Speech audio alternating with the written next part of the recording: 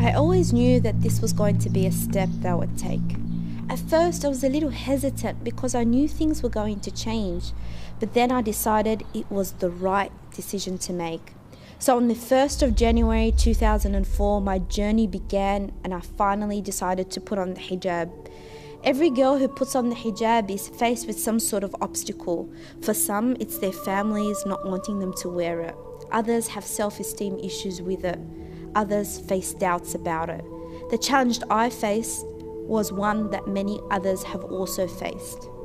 Starting and going to a high school with hardly any Muslims and where you're the first Muslim people have met was no easy task.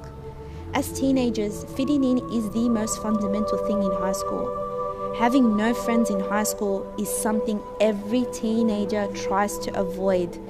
So I tried to be like them. Whatever the latest trend was, I went along with it. Not just that, but I needed to keep up with the latest beauty standards. Looking in the mirror for me was an exercise to try and pinpoint all the things wrong with me and that I needed to change. My self-esteem became dependent on the makeup I wore.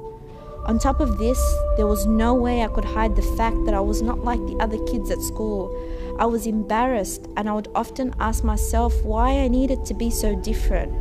So I went about my high school life struggling with my identity, trying to answer the question of who I was really. The truth is, I felt extremely lonely. Looking back, the reasoning why I was so embarrassed of who I was because I had yet not fully understood the hijab.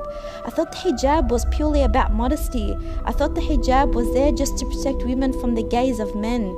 But unfortunately, that was a very shallow and two-dimensional understanding of the hijab. It was not until I got to uni and started to take learning about my religion seriously that something happened. I fell in love.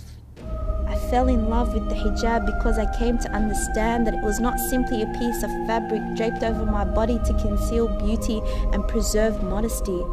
It was a physical manifestation of my submission and connection with my Lord, an external representation of my inward spirituality. When I learnt the rationale for the hijab presented in the Quran, I was blown away.